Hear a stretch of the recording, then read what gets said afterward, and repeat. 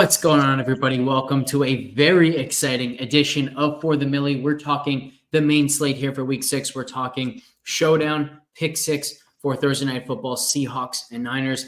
And most of all, we are talking through our brand new Pick 6 pick tool. So we're going to kind of walk you through how to use it. The really cool thing is, of course, it's designed for Pick 6 and it works extremely well for Pick 6, but you can also use it for same game parlays. You can use it for price picks, underdog, whatever. You can even use it for DraftKings Showdown play. Lots of different things that you can do with it. Super powerful. And quite frankly, it's pretty easy to use too. So we'll kind of take you through all of that as we talk through this Thursday night game, especially. And actually, TwoGun, I don't have a whole lot of thoughts yet on the main slate. Have you been able to look at what's ahead of us on Sunday much? No, I haven't. I've just been thinking about tonight because tonight itself, I'm keep kind of changing my mind about a few things. So, I mean, dare I even think about Sunday yet? Yeah. In fact, I think it's another week where there are a number of pretty exciting spots, and so it's very reminiscent to me of the last couple of weeks that we've had, where it's a lot less. Oh, I think I'm going to be on this team because I don't think that a lot of people are going to like them. It's more, I know who projects well. I know where interest is going to go, but I also know that interest can't go everywhere. And so there's bound to be one offense that projects well that maybe slips through the cracks. So a big kind of wait and see type of attitude towards the main slate. Do you have any strong takes already on tonight's game? That's the thing. I don't have a ton of strong takes. I have 3 lineups. They're kind of, some of them are going in different directions. I'm trying to think of like what mistakes I think people will make. I think one thing that they're going to make is they're going to overlook their Geno's had a lot of passing attempts the past couple of games. So people are going to have an over expectation for the number of targets these guys are going to get, especially I think the running backs. Charbonnet and Kent Walker will not get the passing downs work that they got in the past few weeks probably. I think people will probably overuse kickers. It's a high-scoring game, and you don't want kickers in a high-scoring game because in a high-scoring game, it will shoot. The position players will likely get more points. Now, if you want to take the position, this is a high-scoring game, I'm going to go for a low-scoring lineup, so I'm going to use a kicker. That's fine, but I don't think that's what most people are going to be doing. I think they're just going to be kind of using their kickers wrong. I do have a lineup with one. Like right now, I have one kicker in one lineup. That's it, and it's anti-correlated with the quarterback. Like I don't have his quarterback in there. So that's another thing. I'm trying to think what other mistakes people really make. That's kind of it. I don't have Kenneth Walker in any of my lineups yet. It's not that I hate him by any means. I think he's going to be a little bit overowned because he's had 2 big games and he's had more passing down work than he normally would have. That isn't to say he won't have a bad game and they're not going to give him the ball. There's also been a lot of coaches' comments about getting Kenneth Walker the ball more, about establishing more of a running game. So I love when you and I are on the same thing. I'm very much on the Kenneth Walker fade, and that will be the case on both Showdown and Pick 6 if I had to guess right now. Yeah, I definitely fading his rushing yards in Pick 6. Pick 6 is a little bit easier. I keep looking at what people are doing. People keep clicking the overs or, the mores. And I think they'll continue to click the mores, especially on this one. I don't think people are going to click less. They might just click some guys less on the mores. They're not going to, really go less on anyone, I think. That's not to say that I think, just keep clicking less all the time. But if this game's a little bit weird, we can have another 50x, 60x type things for the Pick 6. And I didn't hit the 60x on the Pick 6. I did get a 4 out of 4, though, so I got 18x, which was nice. Because in general, let's face it, we sucked on Monday. The fact that I gave up on Juju Smith-Schuster, remember I said I was a Juju Smith-Schuster apologist, and he got cut from the Patriots. I'm done. I give up. And what happens? He breaks the slate. Yep. So yeah, that was unfortunate. That's why I probably won't. We all know who I probably should give up on Sunday, and I probably won't. But let's not go there. Well, there is one thing I wanted to touch on as it pertains to Juju Smith-Schuster, because if you remember, the DVOA adjusted fantasy points against data was extremely high on Kansas City wide receiver 3. So basically everyone other than the wide receiver 1 and wide receiver 2.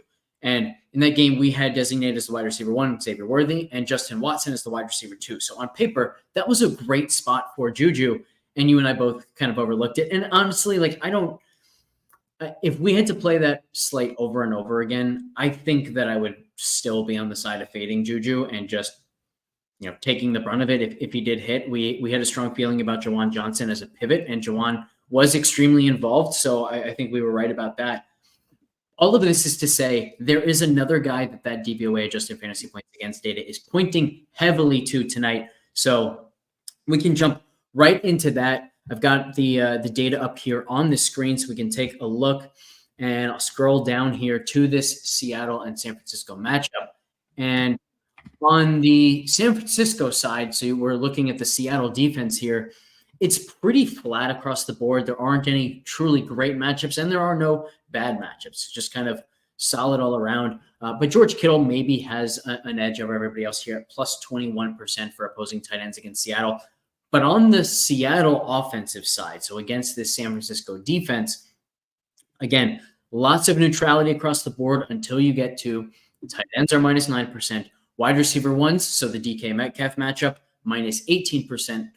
The wide receiver 3s, the other wide receivers, that's Tyler Lockett, that's basically anybody else, negative 48%. And then JSN in this wide receiver 2 role, plus 42%.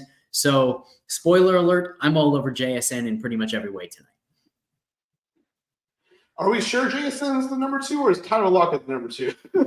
No, it's JSN. So I actually like this question because it's kind of a popular one that we get. It's like, how are we defining wide receiver 1 versus wide receiver 2? What we are not trying to do is lock in on where guys line up. So basically in the NFL, teams don't have assigned wide receiver 1, wide receiver 2, et cetera. They have, this guy plays the X role, this guy plays the Y, this guy plays the slot, things of that nature. Now, guys can move around, but typically speaking, those are the quote unquote definitions for wide receivers. The thing there is it's not as predictive because it doesn't translate between one offense to the next. What the X receiver is doing in one offense is very different what the X receiver is doing in the next. What is more consistent is the intent of an offense. Where is the offense trying to get the ball to? Well, in Seattle, they're trying to get DK Metcalf the ball. And how is a defense responding to that? Is the defense trying to take away the number 1 intent of the offense? Or like some defenses will say, you know what, we're okay with the wide receiver 1 going off. We just have to make sure that the peripheral guys don't hurt us, because that's when, they kill us. So we learn so much more about the intent of a defense doing it this way. And to that end, we see, based on the types of routes they're running, the first read target percentage, all of that JSN is the clear number 2 in Seattle's offense now relative to Tyler Lockett. Yeah, I like it. Right now I have Jason in 2 out of my 3. He also, considering Lockett is significantly cheaper, I could see people skipping over him. They're gonna either get Metcalf because he's Metcalf, or they're like, well, why pay up for JSN? Is how people might think. So I kind of like it from that aspect as well. Yeah, I want to talk a little bit about. Let's see. There was a comment in here. I feel like he mentions Jake Bobo every single time Seattle plays. Thank you, Hugo, for smashing the like button. If everybody could hit that like button, that would help us out a ton. And of course, participate as we go in this live chat, especially as we get more and more into the tool as this show goes on. You guys might have questions. Ask right away. We'll try to get to absolutely everything we can, whether it's specific to matchups tonight, like maybe you wanted to know how we define wide receiver 1s versus wide receiver 2s, or if it's specific to the tool, just go ahead and ask as we go. So yeah, as far as ownership goes, let me take a look at what we have for that split, because I do think that the prices are going to have a pretty big effect there. So JSN, $7,000, Tyler Lockett, $5,400. If they were pretty equivalent in price, I think that we would see a definite favoring from the field towards JSN. But at their current prices with that $1,600 difference, just in the flex alone, we have Lockett at 40% to JSN's 33%, Metcalf all the way up at $9,000, 37%. Then on the captain side, Metcalf 9.6, JSN 4.7, Tyler Lockett 5.25. So we see that a lot too in the flex, right? Where a price difference in the flex tends to carry over to a larger ownership discrepancy in the flex than it does in the captain spot, because the captain spot is more just who do people like? Who do people think has the chance for a big ceiling game? And so then it doesn't matter if it's $7,000 or $5,400 or $6,500. It just matters which of those guys do people think is going to have the big game. Flex comes down to just what fits in my lineup. And obviously a guy who's $5,400 is going to fit in more lineups than someone at $7,000. Right. Makes sense. All right. Where do you think that you are starting your showdown builds tonight? That's right. I'm not exactly have a spot where I'm starting my showdown builds is the best way to put it. I kind of like a few different ways. You either decide, do you want to go for the high scoring shootout, or do you want to go for the close game? And by close game, I mean within 7 points. It doesn't mean be within 3 points. I mean, we're talking like a game that's within a touchdown either way. Mm-hmm. Or am I going for some sort of beatdown? I do like the idea of constructing a San Francisco beatdown. I don't love it. I have it as one of my three. It was the third one I made. If I'm not doing the beatdown, I'm doing the close lineup. I like the acceptance that it's probably going to be a high-scoring game type build. Because even though people love to click the Moors and they love the high-scoring games, people don't necessarily build for high-scoring games. Yeah. They use kickers. They overuse running backs. I hate using running back in the captain, period. And our Sims agree with me in there. So if I'm going with the higher scoring, I'm probably going to have similar salary, at least on both sides. I'm probably going to want to use both quarterbacks one way or another. If I'm using both quarterbacks, do I want to use someone in the captain? Well, I could use Geno in the captain, but I probably only don't want to use maybe one or two other as wide receivers. Like, because I want some running rush. He rushes a little bit. So that's kind of where it gets a little messy. And then I'm probably going to skip the running backs, or maybe I'll have one. This is what I'm getting at. Once I go that build. And if I don't do the quarterback, then I'll do the kicker, but I'm probably going to do both quarterbacks. Well, it just depends. I want to bring up some of the optimal data from our simulations from Caleb's article today. So for anyone who's not an FTN subscriber, this is the kind of thing that goes in every single one of our showdown lineups or showdown articles, Monday, Thursday, Sunday. You get this type of optimal breakdown. And I wanted to bring this view up specifically because it is the most balanced optimal build breakdown that I have ever seen. Typically, we see something like, 5%, 5-1, and then 25%, and then 35%, and 30, and then 10, or something like that, right? But this is extremely symmetrical, so no real lean to either team, and super, super balanced where the onslaught lineups are simming really, really well for us. So that's something that I have in mind. Definitely makes me want to land on a 5-1 build if I can in either direction. Now, because I have so much love for JSN, that makes me think that I'm going to be more likely to go 5-1 Seattle, but we will see. We will see. So, how are you going to go 5-1 Seattle is the question. Like, do you? Yeah, I think the first Mason, San Francisco, basically he sucks up all the points. Mm-hmm. Because if I'm leaving, I'm okay with leaving Purdy out. Mm-hmm. If I'm leaving Purdy out, I definitely want Jordan Mason in, maybe Debo as well, and I maybe want the kicker. That's when I'm leaving Purdy out. If you're going 5-1 Seattle, are you saying it's just? I mean, are you just saying like they just put up the points with Jordan Mason and Seattle's like slinging it back? Like, it's just how are you going to build for that? So yeah, I mean, number one, I would say it's the definite right question to ask. It's like, okay, if 5-1 is simming so well in both ways, why is it doing so? What kind of lineups is it actually pointing to in that in that case. So the number one question I think is, which bring back would you actually go with? And the first thing about the bring back has to be that he can soak up a lot of the usage and just do a lot of it himself. And then the second thing has to be, of course, is he can't be super correlated with anybody else, right? So, for example, if Ayuk has the best game for San Francisco, we know all of that is coming through the air. We know a lot of that production is going to be on chunk gains. So it might be harder for Ayuk to be a sole optimal play without carrying Purdy with him. Maybe you get something like that from Debo, I think would be a better option, because maybe he has a bunch of receptions, but also he could have a rushing touchdown, right? Maybe they only score one touchdown, but it's Debo on the ground. So obviously Purdy's not being carried with him there. So questions like that, I think you want to run through. But then the other thing I think is, what type of game would produce a 5-1? And the answer might just be, well, what if it's Seattle has the ball a ton and they run a ton of plays and they're throwing a ton of completions, which means they're racking up a ton of PPR points. So that's the type of thing that I'm thinking about. And honestly, it might work better in the other direction, going with San Francisco and just hoping it's only one, Seattle player going off. And I think the reason why I would lean to San Francisco if I did is just, I think the likelihood that San Francisco wins by a lot and holds Seattle's offense to a very low total is just more likely than the other way around.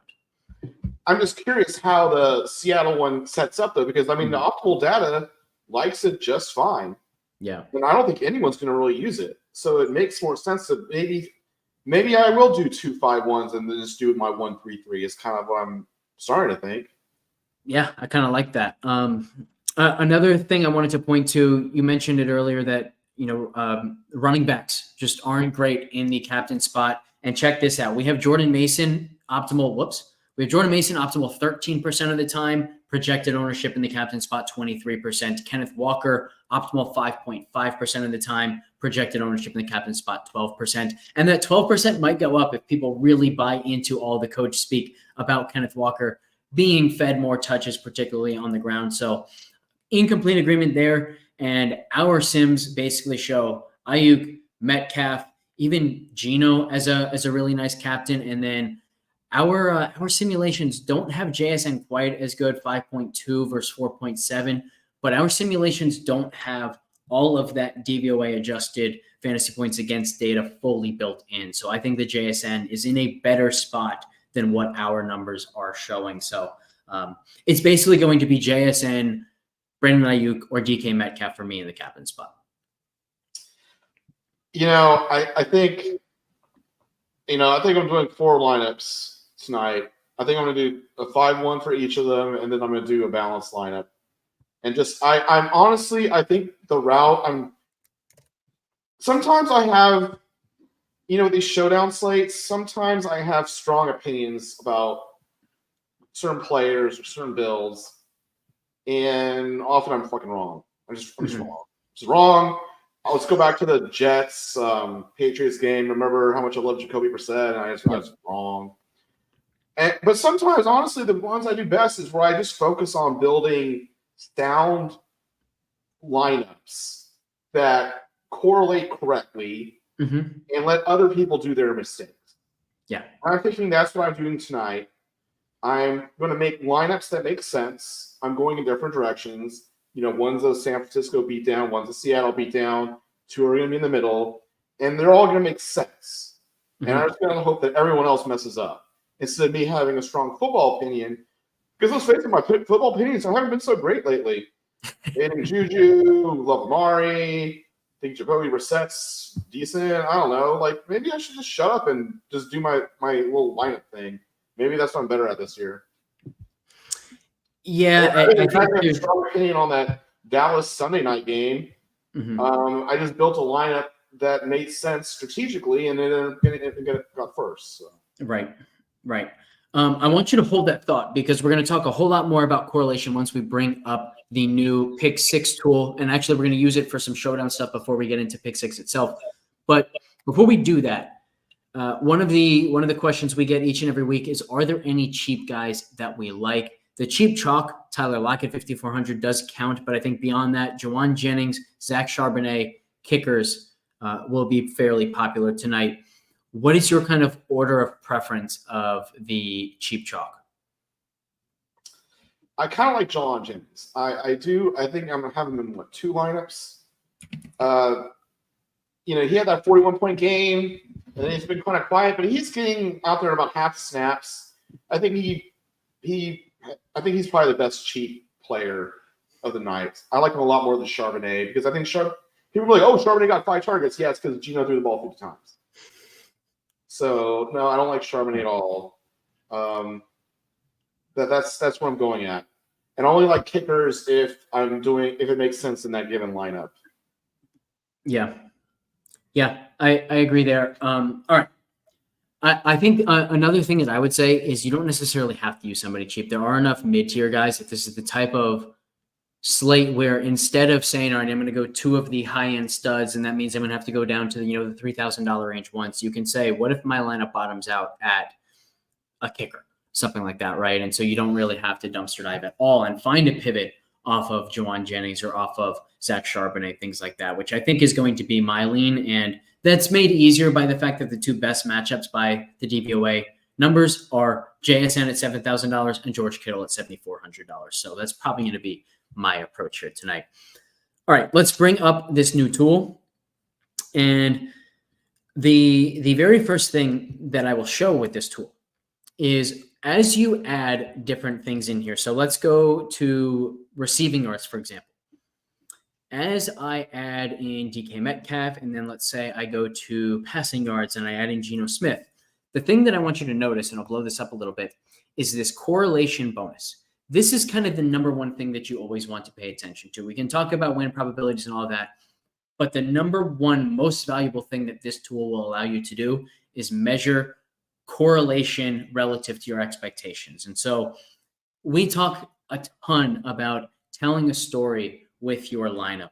And while a lineup is about fantasy points and not passing yards and receiving yards, you still get the general sense here. So obviously, like these 2 guys are extremely well correlated. Obviously, that makes sense. But sometimes you will get some different scripts that aren't quite so obvious, and you still want to know, is this correlating well? And you can just go and use the tool here. So one thing that I want to look at tonight is we talked earlier about like this idea that there's a whole lot of chatter around Kenneth Walker being more involved. And so if I want to fade the idea that Kenneth Walker is just going to be fed, if I think, so for example, like one of my thoughts is if they really wanted to just come into this game, into this matchup against San Francisco and feed Kenneth Walker, isn't going out into the media and saying that over and over again the very last thing that they would do going into the game? So I just kind of think that it's a whole lot of nonsense, whether it's purposely trying to deceive San Francisco or it's just random coach speak that means nothing. I just don't buy into the fact that they're broadcasting their exact game plan to the opponent. Yeah, I just in general, I'm going less on Kenneth Walker. And I think he makes his rushing yards makes a great, what's it called? Correlation with Geno overs in general. Yep. Which is exactly where I was going. I just think if Seattle's behind, which they probably will be, they're probably not going to throw the ball. I mean, they're probably not going to run the ball. Yeah. So check out this correlation here. My favorite play is JSN. My least favorite play, Kenneth Walker. So less rushing yards on Kenneth Walker. And let's just go to receiving yards here on JSN. Check it out. We've got a really nice correlation again. And actually over on pick 6, you can even, instead of using receiving yards, just go to receptions more than 4.5. Now you get a higher probability here. And again, the correlation is extremely strong. So again, it's not just about pick 6. Use this tool for your showdown builds. Typically, I think what you want to do is you don't want to just kind of click things at random and look at the correlation. You want to have an idea in mind. Oh, I think that in this game script, this guy's going to do well and this guy's going to do poorly. So let me check the correlation there. And I think this is one of those exact instances. If Seattle continues to just be really pass heavy, whether it's because they are trailing in the game and need to come back, or it's just because that's what they want to do offensively, JSN is going to get those receptions. They're going to be dropping back and throwing a lot. And Kenneth Walker is then not being anywhere near as involved in the offense. So this is the way that I want to use the tool for showdown. Any closing showdown thoughts for you before we get specifically into pick six for tonight? I don't think so. I think I really think that this is not the one to think you're a football expert on, because I really see so many iterations of this game to really focus on lineup construction instead of your football opinion. I mean, that's what I'm telling myself, so that's what I'm going to tell you as well.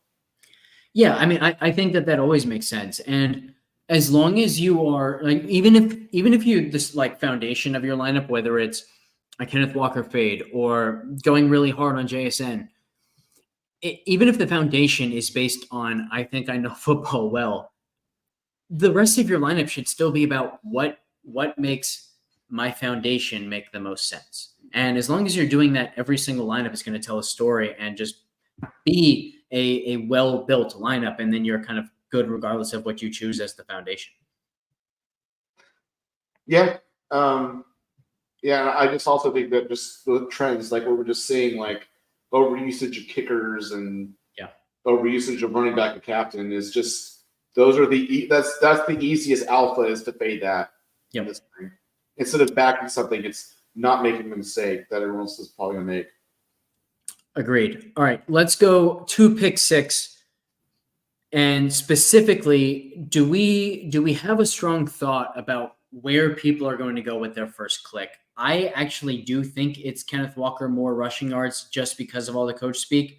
But there are some other picks that I think are going to be quite popular. Like, honestly, I think JSN's receiving yards is going to be a popular one. If you look over at Underdog, the more on his 4.5, more than 4.5 reception line is like a 0.85 multiplier or something like that. So people are obviously into this pick.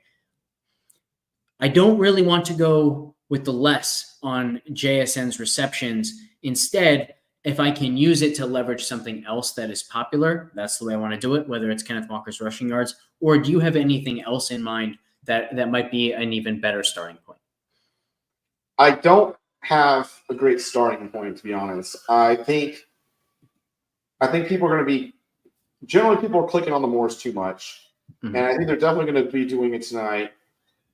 I think actually going – our tool doesn't like it, but I think going under on Geno's receptions, completions of some receptions, is it's great correlation, and it kind of fades the Geno going to throw the ball 40, 50 times every game.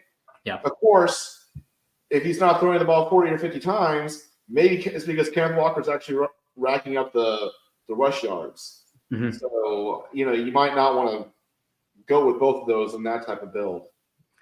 But that's okay.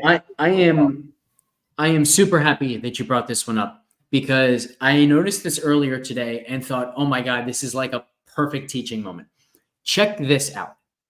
We have here 3 plays that are all individually under 40% likely to hit according to our numbers. So we have Tyler Lockett, less than 43.5 receiving yards. We have DK Metcalf, less than 64.5 receiving yards, and Geno Smith, less than 248.5 passing yards.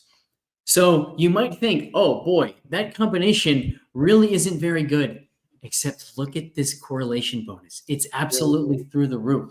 Essentially, what this correlation bonus is saying is that together, these 3 things are fairly likely to all come true, because when one happens, the other is far more likely to happen. And then when 2 of them happen, the last one is almost definitely going to happen. So like if both Lockett and Metcalf are under 43.5 and 64.5 receiving yards, there's almost no chance whatsoever that Geno Smith is going to get to 248.5 passing yards. So the strength of correlation can be used so well here on pick 6. And it's why pick 6 is so freaking fun and potentially this just like massive payout machine, because if you are right about these 3 things, which together isn't unlikely, even though individually they are all unlikely, the trio is not that unlikely compared to what you would expect for any randomly chosen 3 picks.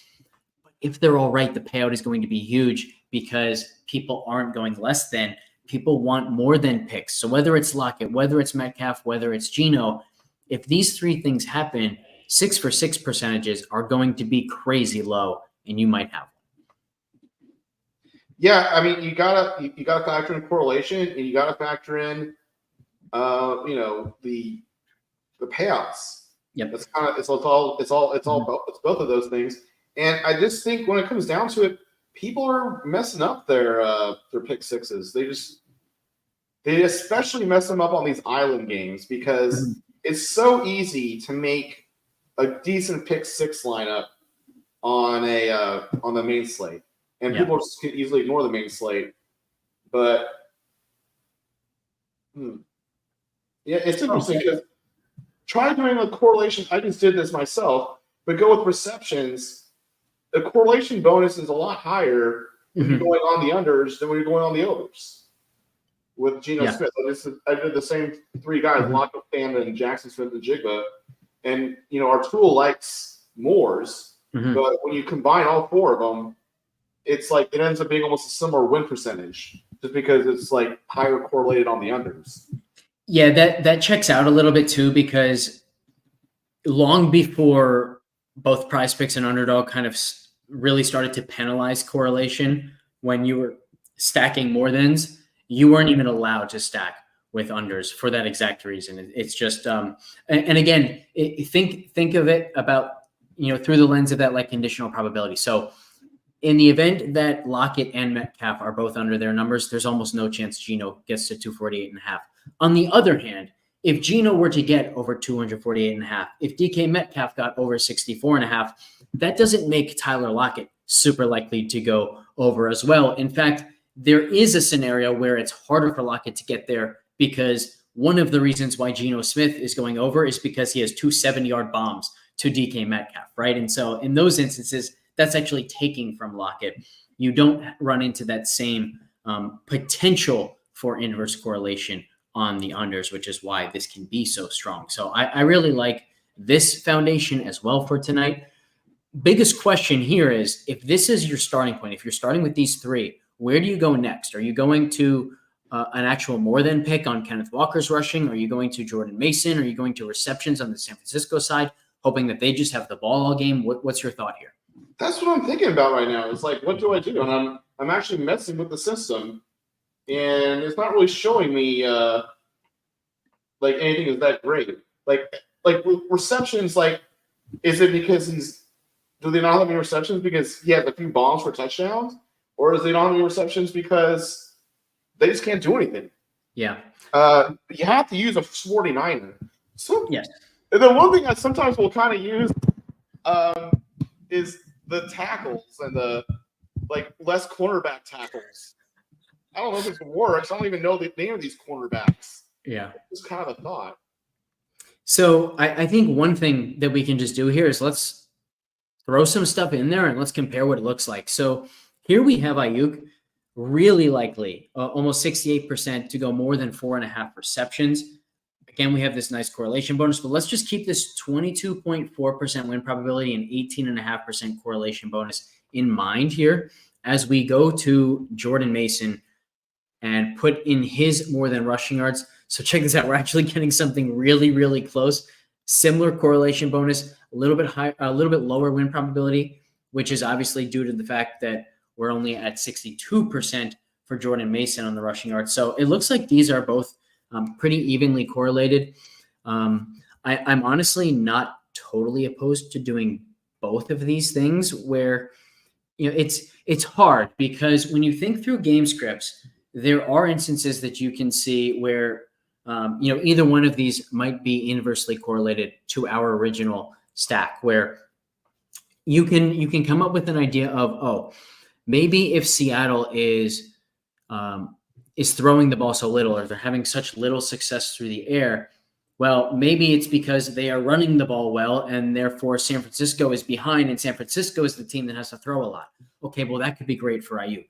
But there are also instances where it might just be Seattle's going under on all these because San Francisco is the team that has the ball. And if San Francisco has the ball, I think the game the other night, one of the teams, I think Kansas City had run close to 80 plays, and their opponent was at like 45 plays. So if you have just an overall play discrepancy like that, well, it might be that they're actually running the ball and just getting a lot of first downs and just killing clock that way. And that's why this Seattle stack is failing. So there are paths to Jordan Masoning, but my intuition says Brandon Ayuk, either more receiving yards or more receptions is even better here. So what's your thought? Do you have a preference after looking through all this data?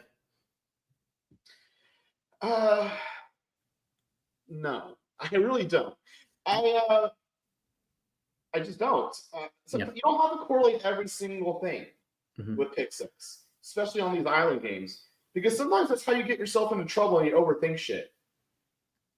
I think that's especially true when you are looking at two different picks that are dramatically different in the probability that they're just going to hit in and of themselves. Whereas here we're talking about an Ayuk receptions pick and a Mason rushing yards pick that seem to be pretty close in the likelihood that they do hit, and so therefore the correlation is what really matters. Yeah, it's just it's just one of those things you just don't have to be right about everything all the time. And I think that's one of the reasons why I like the Ayuk pick here the most, because regardless of the script, to me, again, there are two likely scenarios where this Seattle stack fails. The first is that Seattle is up and San Francisco has to throw a lot to come back into the game, and Seattle's just running out the clock instead of throwing the ball. Ayuk will benefit in that script. The second script is San Francisco is the one controlling the game. They just have the ball a ton. And in that scenario, it's also, I think, Ayuk who's getting a bunch of receptions, converting those third downs, converting first downs, turning it into a game where it's just San Francisco offense is on the field a ton. So because of that, I think it's Ayuk that I like the most here. Yeah. The only thing I'll say is sometimes you just have to throw in a random pick. That's fine. You don't need to keep going. Just quit with your random picks. Yep, it's a great call. We don't need to turn this into a 6-pick play. We can call it just this right here as a 4-pick. You probably noticed in this anti-Seattle stack, I did not include JSN because I really like him, which is also a nice example of how you don't have to include your favorite picks in every pick six lineup, but you can still keep them in mind, right? So if JSN is the guy that Gino is looking to most often, and he is racking up the receptions, that's still helping this, right? Like every 6-star JSN catch is still going to be great for this. It's not a long gain, so Gino's not racking up the yards, and it's not going to Lockett or Metcalf. So I don't need to include that in every single entry for it to still kind of be in the back of my mind. Mm-hmm. All right, let's see. We have Nico pointing as well to the DVOA data saying Kittle projects quite well. We haven't really talked much about Kittle. If we were to build something with Kittle, where would you want to go? So let's in fact just go ahead. I'll clear all of this out and let's look at some Kittle stuff. I think for me, because he's so explosive, I would want it to be yards and not receptions for him. So I might start with George Kittle. I actually have receptions. Say that again. Oh, they do that. They do have 4.5 receptions. That's kind of high. I think so too, and we very much agree. And so if I am taking a more than on Kittle, I think it would be the yards. If I want to go less than on Kittle, I think it would be the receptions. But if we start here, I think the obvious place then is to just go to pass yards for Purdy and say more there. I don't think this is going to be a very high percentage, only 51.6%. And actually, it's interesting. Because Purdy is so much more correlated with his receivers typically, we only get 0.1%. So maybe we should take Purdy out and just leave Kittle. And then maybe that means the ideal thing here is to go receiving yards less than on either Ayuk, Jennings. I think Debo is probably going to be my favorite here and might be the most correlated. Yeah, look at that. So we suddenly get 6 percentage points of correlation instead of the 0.1% with Purdy. So how do you feel about this pairing? See, yeah, it's it's just simple. It's just two of them, right? Yeah, it's two. It's fine. Like again, you don't have to do everything. Mhm. Otherwise, like you limit the number of lineups you have. Yeah. I wouldn't have those two like as like a cornerstone of all my stuff. Hmm. But if I'm leaving Purdy out of it, then it's fine. Yeah. I think it's just it's a nice like little pairing to add on to some other 4 picks if you want to turn them into 6 picks. It's also something that this is really nice if you do have a strong feeling about Kittle, if you do have a strong feeling about Debo's less than, something along those lines, where again, like these are 42% and 49%, and yet the correlation bonus makes the win probability quite strong. So if you think that we are underestimating Kittle's potential or overestimating Debo's potential, the correlation is the thing that you should be looking at the most, saying, all right, if I'm correct that Kittle is going to go more than, well, I just want to find the thing that's correlated best. So even if we're not super high on this Debo less than on receiving yards, you can still learn a ton just by using this tool. Mm-hmm. All right, let's see. We still have time to dig a little bit into the main slate. Do you have any other thoughts on pick 6 for tonight? You know, not really. I mean, it's kind of beating a drum, but it's just so different if you get a 10x or a 50x on pick 6. I know that's like Captain Obvious shit right there, but when we talk about like, unless you really love the chalk overs, don't just do a bunch of mores. Yeah. Because it's like, oh, well, if I do a bunch of mores, it's at least it's correlated. You're going to end up in a 10, winning the minimum. And just winning the minimum sucks. I think a really just like handy idea there is anytime that you really like a more than pick, find an under to go with it. So where did we start on this show? We started on JSN. If you think, man, JSN is going to catch 8 balls tonight, he's going to catch 9 balls tonight, 4.5 is a gift, and you want to start here, that's fine. It's going to be a chalky pick, but now you should say, all right, I'm going with a chalky more than pick. I need to find a less than to balance it out. What is something that correlates well with this more than receptions? And we found it already, right? It's the less than on Kenneth Walker's rushing yards here. Again, we have a nice correlation bonus here. These are both very likely to hit in our model. So just generally speaking, as you were saying, we want to find less than picks, but that doesn't mean that you can't play more than picks. It just means pair that more than pick with something that makes sense as a less than. Yeah, or at least do just different more than picks. Like do weird shit. Like do it with some of the guys that are just not, kind of like some of those low yard guys that just don't really matter. I don't know if you really want to go to tackles and stuff like that. I don't really know much about that. I don't even think our tool does that. Does it? I don't think it does. It does not, no. Because you can look at the spreadsheets and see what people do. There's not a bunch of IDP geniuses out there. They just don't. People ignore the tackle. I don't even know why they have it. No one uses it. Almost no one uses the solo tackles or the tackles and the assists. People way overuse touchdowns. They way overuse kicking points. Those things are hard to correlate and they're hard to guess. Yep. So I guess really just my parting thought is with pick 6, we talk about it being cash game. I think you have to be somewhat patient with it, but people are going to keep making mistakes. And it's really all about being there when the 60x hits.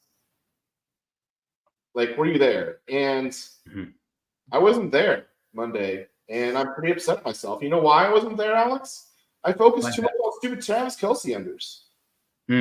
Don't get married to a few picks. Yep. Just don't do it. Like I talk about not getting having too much of a football opinion.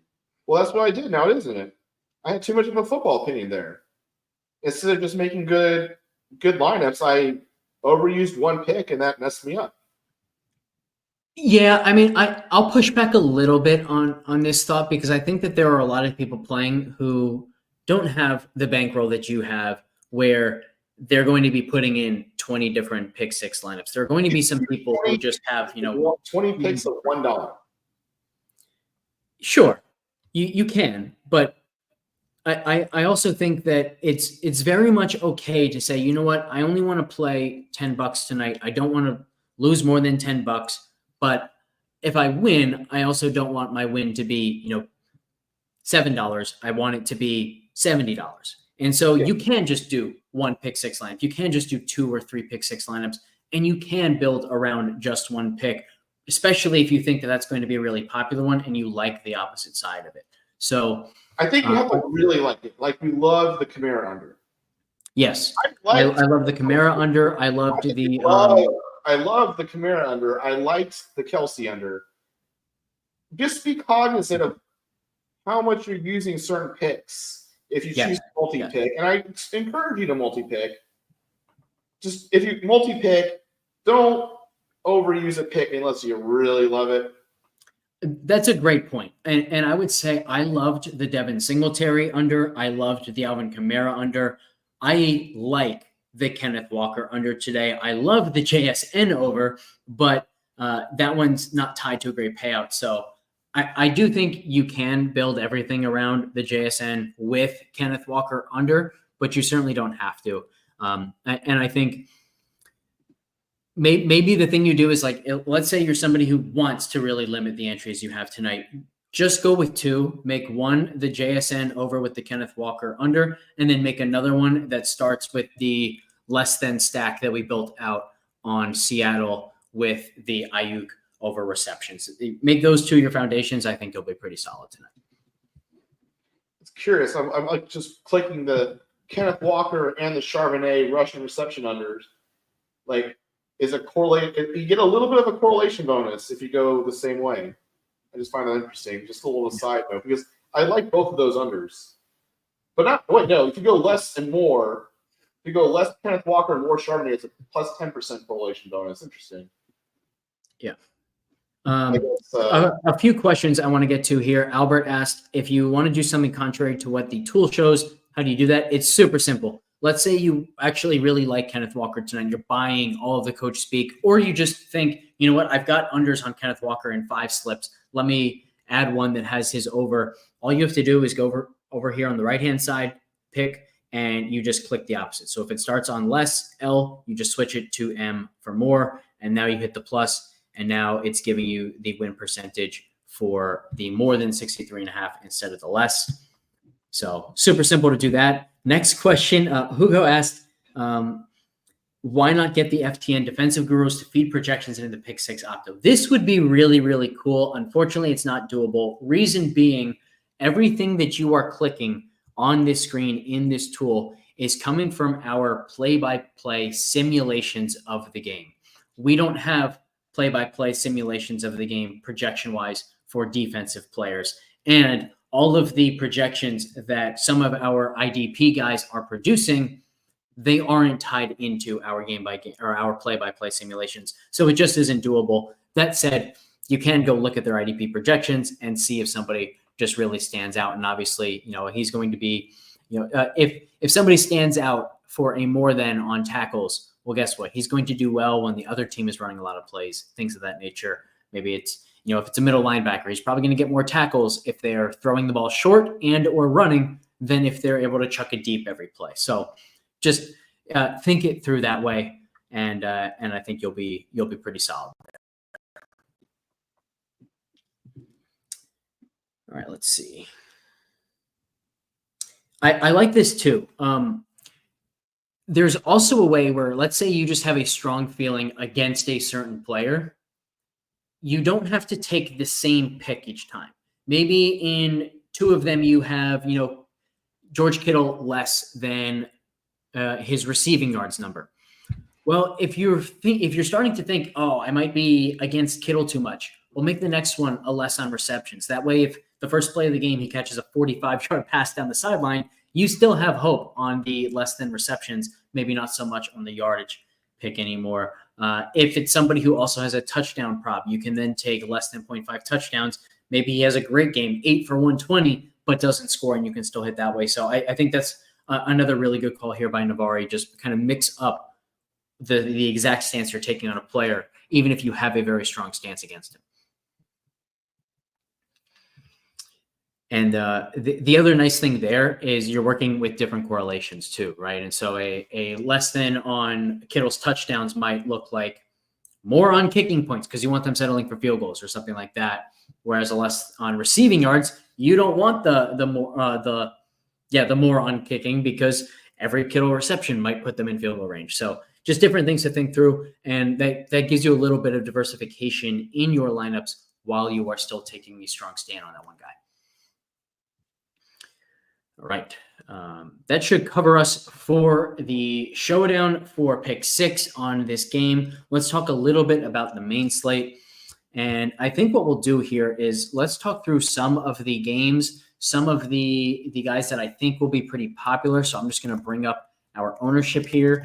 And why don't we just look a little bit through the DVOA adjusted fantasy points against data to maybe find somebody who's going to be really overlooked or really overlooked here this week. So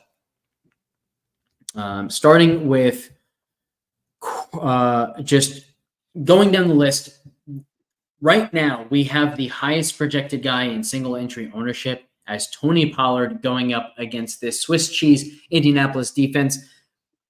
The Indianapolis defense isn't just bad. It's also that they are boosting play volume for the opponent so much that they are just hemorrhaging fantasy points to basically every position. We have them as a 29% boost to opposing quarterback production, 19% boost to opposing running back production, 42% to tight ends. Every single wide receiver spot is positive as well.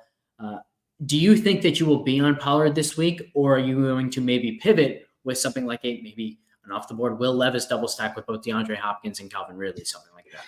That's the other thing is I don't think anyone is confident that Will Levis is going to play the game. I think he practiced fully today. Yeah, but he might get ganked. That's true.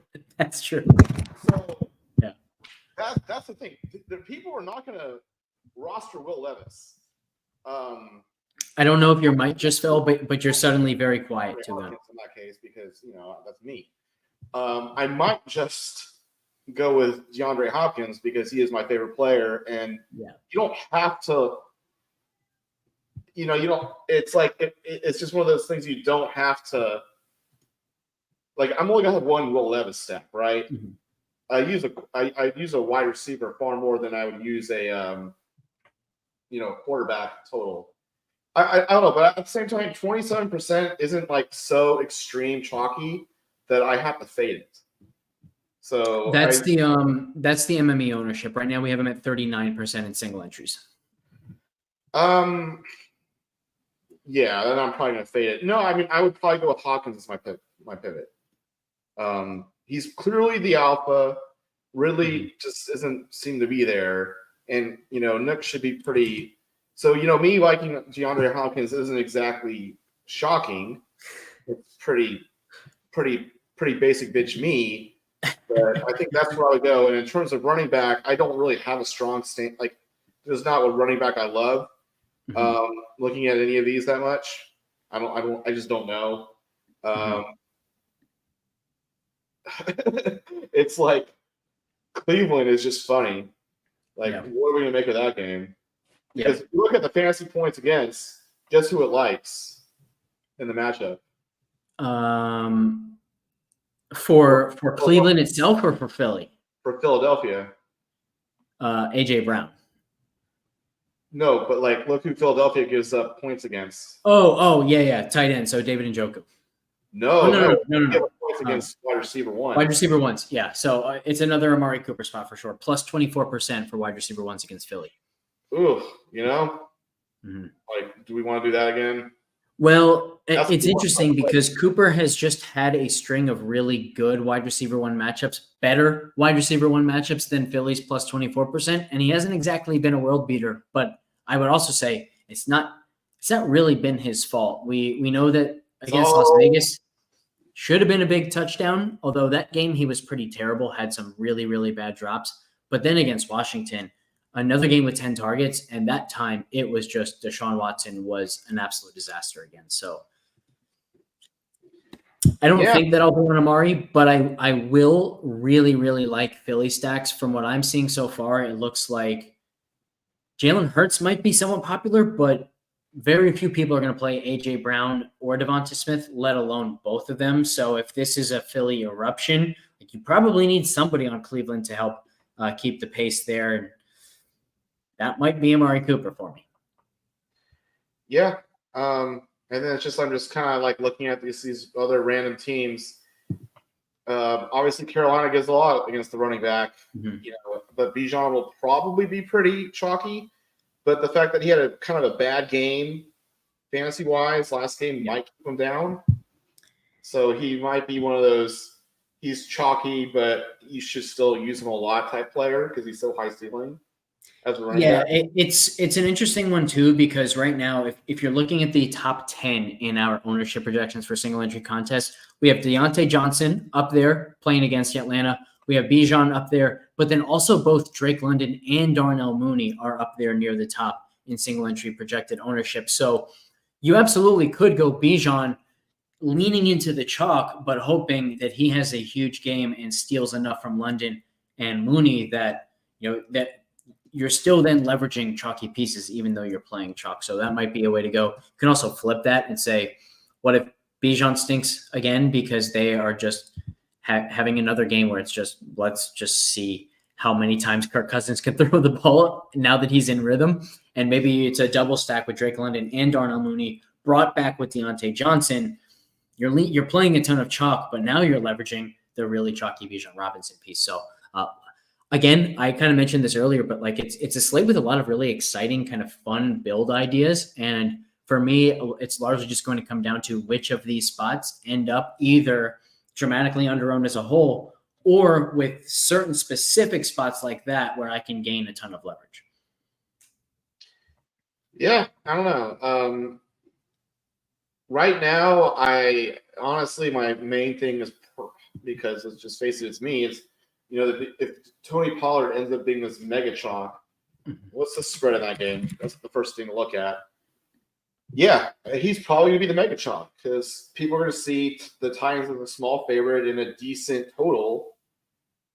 He easily could be the mega chalk. Mm-hmm. You really don't need to have, when it comes to like my core plays, generally less is more sometimes with that.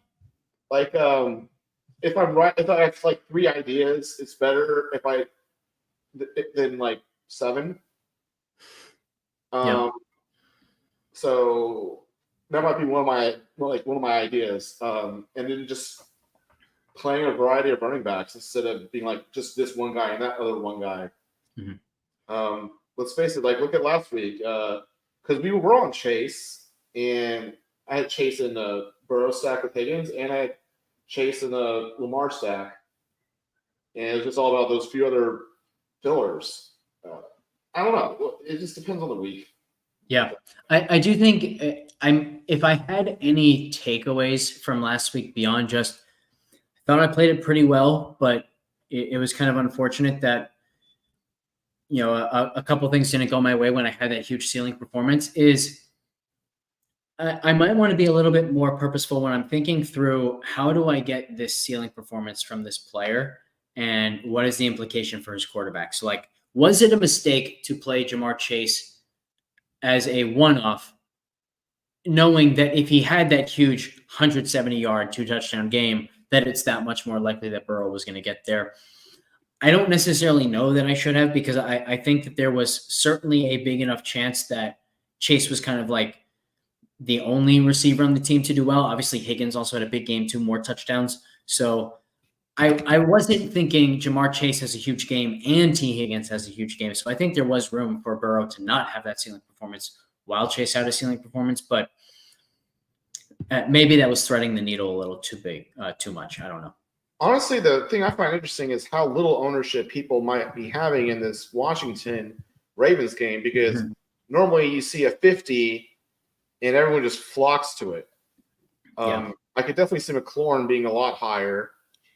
I just don't know if people like just I guess it's tough with the Ravens and it's just tough to guess who's going to produce with both those teams, Washington and the Ravens. Well, check this out. I just brought up the DVOA adjusted fantasy points against data again, sorted by wide receiver one performance. Washington is the best matchup for opposing wide receiver ones. They were up at 77%. Actually, I think they were up at like 94% 2 weeks ago, dropped to 77. They dropped to 52 with Amari Cooper not doing well. But remember, Cooper was targeted 10 times. It's just that Deshaun Watson sucked. So there's still plenty of opportunity for the number one offense playing against Washington. Baltimore, somewhat surprisingly, now is the third best matchup for opposing wide receiver ones. And the wide receiver one performance has been high all year. It wasn't just Jamar Chase. This stat for wide receiver ones against Baltimore was one of the reasons why we were so high on Chase last week. It's actually the quarterback performance, the overall wide receiver performance, tight end performance, etc., that has come up more from last week's game, whereas wide receiver ones were already killing Baltimore. So might be a really interesting one to either go Daniels, Flowers, McLaurin, or Lamar Jackson, Flowers, McLaurin. Lots of options here, but you're right. That could be a really fun game that goes over. Maybe 10%, rostered. Mm-hmm. I guess 6,500 is kind of expensive for him. Maybe it is, but you certainly know that the upside is there. So yeah, it's definitely one that I'm going to monitor closely. As I said, I'm pretty darn sure that there are going to be some great spots, whether it's Philly, whether it's Washington, Baltimore, etc., that really fly under the radar this week just because of how many offenses are in good spots. That's certainly a leading candidate. Yeah, it might be an interesting week. And often, hopefully just gets – and then you have a $4,000 Saints quarterback, which just – if people view him as rosterable, it just changes your I think they will because they're not that big of underdogs. Yeah, that just changes people's roster constructions a lot, relying for more high dollar guys. I like that scenario because to me, when there's a super, super cheap quarterback like that that's getting attention, it means that people aren't going to be correlating as much as they usually do during the week, which I just view as an advantage situation. So I hope that people flock to Rattler and he ends up 20% in single entries. I understand the lineups around him are going to look quite good because you're going to be able to fit a lot of really good skill guys in there. But, man, all you need is one game to separate from the rest, and you are golden if only 80% of the field is correlating well. And we know that it's not even going to be that high. If 20% isn't correlating that well, which they can't possibly do if they're using a $4,000 quarterback, you're going to be in pretty good shape. What do you mean? They're not going to slam that game that goes for 70 points? Yeah. Yeah. Because at the end of the day, I mean, I suppose the Saints game could go for 70 points against Tampa Bay, but probably won't. Yeah, I mean, everything we know about, teams playing a first-time quarterback, a rookie quarterback, is they're not going to throw the ball a ton. And when they do throw the ball, they're not going to be airing it out down the field. So, I think that sets us up really nicely for the main slate. With that, I think that'll do it here. Thank you, everybody, for tuning in, for kind of following along as we talked about this brand new Pick 6 tool. As always, if you have questions on either the tool or anything else, you can find us in the FTN Fantasy Discord. You can also hit us up on Twitter if you'd like. We will catch you next time. We'll be back on Sunday morning and then Monday once again for free, 5:30 Eastern. We will see you then.